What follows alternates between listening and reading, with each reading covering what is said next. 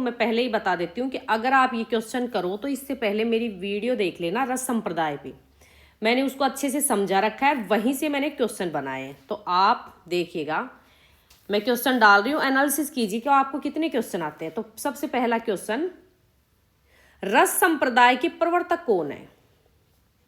भामा, भरतमुनि, वामन या भट्टलोलट? बताइए।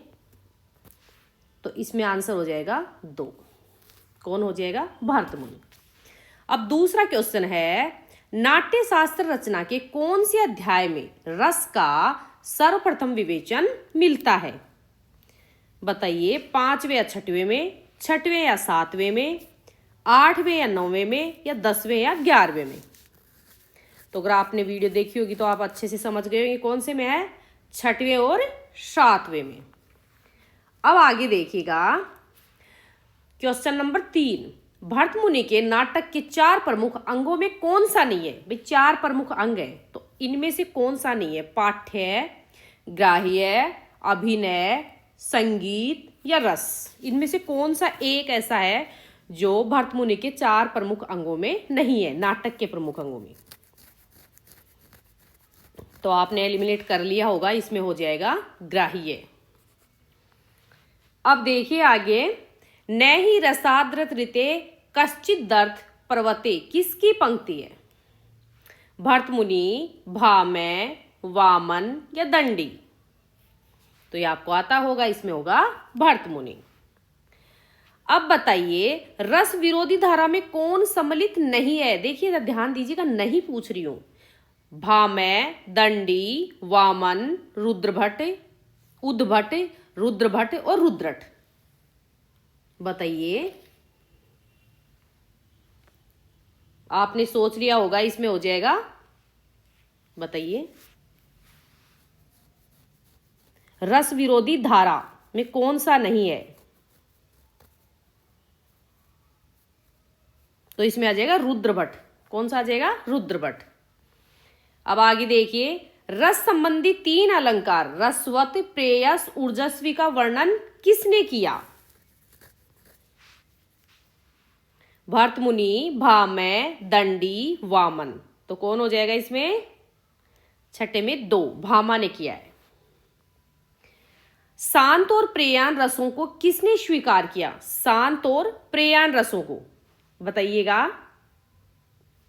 इसमें आ जाएगा रुद्रट, दंडी, भामह, वामन में से रुद्रट। क्लियर? अब आगे देखिए, दीप्ति रसत्वम कांति किसने कहा? दीप्ति रसत्वम कांति किसने कहा? भामह, वामन, रुद्रट, दंडी? तो आपने सोच लिया होगा, उसमें होगा वामन। अब देखिएगा 9वां क्वेश्चन, रस को असंलक्ष्य क्रम व्यंग्य और अलंकारों को कटक कुंडलवत किसने कहा? तो इसमें हो जाएगा आनंदवर्धन, रुद्रट, भामह या वामन? बताइए। तो इसमें हो जाएगा 1, आनंदवर्धन।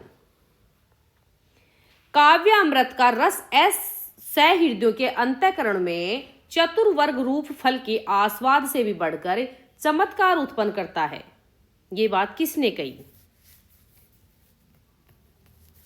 धनंजय, कुंतक, वामन, दंडी? इनमें से बताइए। तो आ जाएगा कुंतक। देखो मैं यहाँ पे एक्सप्लेन इसलिए नहीं कर रही क्योंकि इसका मेरा वीडियो है बढ़िया, आप देख लेना, वहां से अगर आप समझ जाओगे तो ये क्वेश्चन आप कर जाओगे। अब बताइए क्वेश्चन नंबर 11, श्रृंगार तिलक किसकी रचना है? वामन, भोजराज, रुद्रभट्ट और दंडी? तो श्रृंगार तिलक आएगी तो आएगा कौन? बताइए आप। रुद्रभट्ट। अब है श्रृंगार प्रकाश किसकी रचना है? वामन, भोजराज, रुद्रभट्ट, दंडी? तो इसमें आ जाएगा भोजराज। प्रसिद्ध कथन किसका है? सुख दुखात्मको रसै?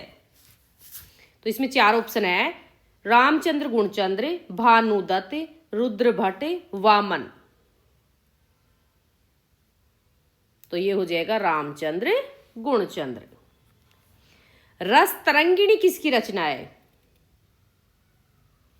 भोजराज, भानुदत्त, क्षेमेंद्र, दंडी, इनमें से कौन है? तो भानुदत्त। अब ध्यान दीजिएगा, किसका मत है कि जब मन में तमोगुण और रजोगुण दब जाते हैं, देखिएगा ध्यान से, तमोगुण और रजोगुण दब जाते हैं और सत्व गुण का उद्रेक और प्राबल्य होता है, तभी रस की अनुभूति होती है। ये किसने कहा? 15 नंबर क्वेश्चन। भामह, पंडित विश्वनाथ, पंडित जगन्नाथ, क्षेमेंद्र। तो इसमें क्या आ जाएगा? पंडित विश्वनाथ। राम निवास किसकी रचना है? ग्वाल, राम सिंह, केशव, देव। तो राम सिंह। हास्य रस का स्थायी भाव हंसता किसने बतलाया? केशव, गुलाब राय, राम सिंह, देव। तो राम सिंह। किसने भक्ति रसामृत सिंधु तथा उज्जवल नीलमणि, ध्यान दीजिए, में भक्ति रस की प्रतिष्ठा की है? पंडित विश्वनाथ, रूप गोस्वामी, पंडित जगन्नाथ, रामचंद्र, गुणचंद्र। बताइएगा। तो रूप गोस्वामी। बौद्धिक रस की स्थापना किसने की? डॉक्टर नगेंद्र, डॉक्टर गणपति चंद्र गुप्त, गुलाब राय और हरियोध। बताइए।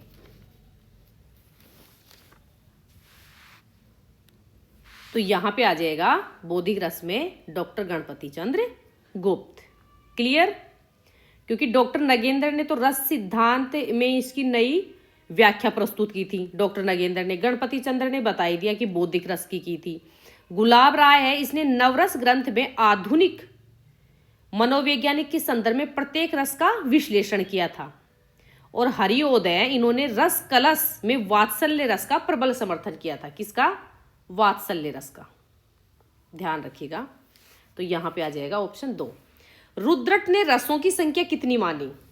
8, 9, 10, 11। तो इसका आंसर हो जाएगा 10। काव्य को रस जीवित किसने घोषित किया? 21 नंबर क्वेश्चन। काव्य को रस जीवित किसने घोषित किया? क्षेमेंद्र, भामह, वामन, दंडी। तो इसमें हो जाएगा क्षेमेंद्र। रस का संबंध तात्पर्य शक्ति से किसने माना या किसने सिद्ध किया? धनंजय, धनिक या दोनों या इनमें से केवल एक? तो इसका आंसर हो जाएगा 3। दोनों ने, धनंजय और धनिक दोनों ने। रस को रस निज स्वरूप आनंद किसने कहा? पंडित जगन्नाथ, पंडित विश्वनाथ, वामन, दंडी। बताइएगा आंसर। तो पंडित जगन्नाथ। रस को काव्य पुरुष की आत्मा किसने माना? बताइए। रस को काव्य पुरुष की आत्मा किसने माना? Question number 24।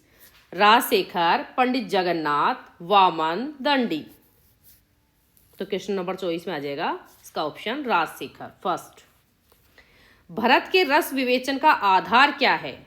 नाट्य रस, काव्य रस, दोनों, कोई नहीं। तो इसमें आ जाएगा नाट्य रस। अगर आपको ऐसी ही क्वेश्चन की सीरीज चाहिए तो आप कमेंट बॉक्स में बताना। धन्यवाद। अगर आपको ये क्वेश्चन नहीं आए, अगर आ गए तो ठीक है, नहीं आए तो एक बार आप इसकी वीडियो देख लेना।